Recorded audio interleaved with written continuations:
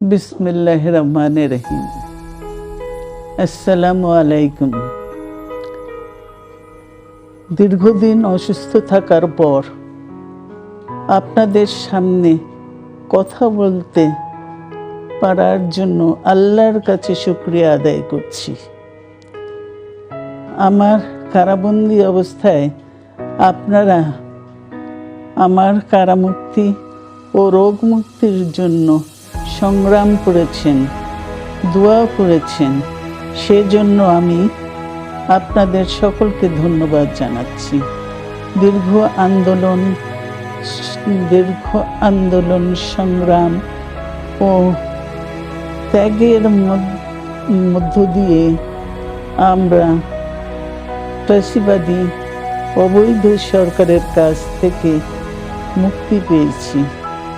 আমি আন্তরিক ধন্যবাদ জানাতে চাই আমাদের বীর সন্তানদের, যারা মরণপণ সংগ্রাম করে এই অসম্ভবকে সম্ভব করেছে। শত শত শহীদদের জানাই শ্রদ্ধা। এই বিজয় আমাদের নতুন সম্ভাবনা নিয়ে এসেছে। দীর্ঘদিনের নজিরবিহীন দুর্নীতি, গণতন্ত্রের ধ্বংসের স্তূপের মধ্য থেকে আমাদের নির্মাণ করতে হবে এক সমৃদ্ধ বাংলাদেশ। ছাত্র তরুণরাই আমাদের ভবিষ্যৎ।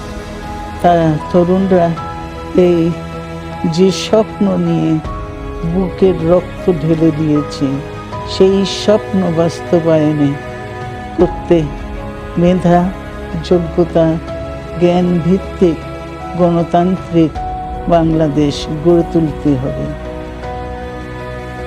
শোষণহীন সমৃদ্ধ বাংলাদেশ। সকল ধর্মের গোত্রের অধিকার নিশ্চিত করতে হবে। শান্তি, প্রগতি আর সাম্যের ভিত্তিতে আধুনিক বাংলাদেশ নির্মাণে আসুন আমরা তরুণদের হাত শক্তিশালী করি। ধ্বংস নয়, প্রতিশোধ নয়, প্রতিহিংসা নয়, ভালোবাসা, শান্তি ও জ্ঞান ভিত্তিক সমাজ গড়ে তুলি। আল্লাহ হাফেজ। বাংলাদেশ জিন্দাবাদ।